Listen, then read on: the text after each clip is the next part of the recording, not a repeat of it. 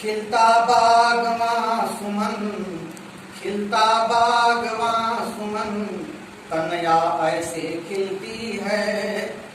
पलती माँ की गोदी में, पलती माँ की गोदी में, हंसती और हंसाती है। जब तक परिवार में रहती है खुशियां छाई रहती है। कभी होती है जो शोहरत, उनका मान बढ़ जाता। पगड़ी बाप की होती, चार चांद लग जाता। बड़े सौभाग्य से ही तो बेटी जन्म लेती है। बड़े सौभाग्य से ही तो बेटी जन्म लेती है। कभी तो हाथ से जाती, मुट्ठी की लेती है।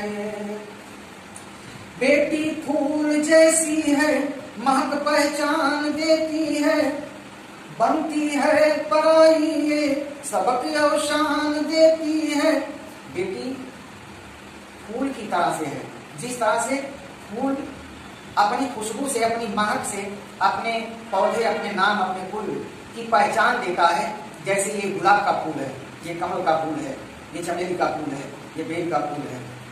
उसी तरह से बेटी होती है।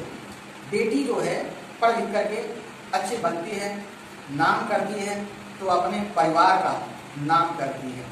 दूसरी बात, बेटा अगर लायक होता है तो वह एक कुल अर्थात जिस कुल में है अपने माँ बाप का ही नाम बढ़ाता है, अपने ही कुल का नाम बढ़ाता है। लेकिन बेटी दोनों कुल का नाम बढ़ाती है। जहाँ पर पैदा हुई उस खानदान का, वहाँ अपने माँ बाप का नाम बढ़ाती है और नाम रोशन करती है। और जहाँ पर शादी हो जाती है ससुराल में, उस ससुराल का, उस कुल का भी नाम रोशन करती है। इसीलिए लिखना पड़ा, बेटी फूल जैसी है, महक पहचान देती है।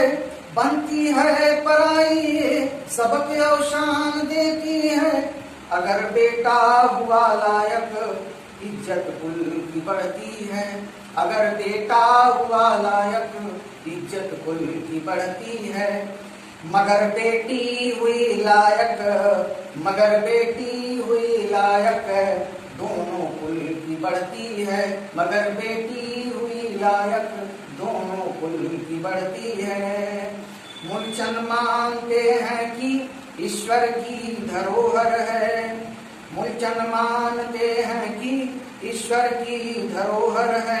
कभी है सौंपना पड़ता, मानव की मनोहर है। कभी है सौंपना पड़ता, मानव की मनोहर है। सुनने के लिए आप सभी को धन्यवाद।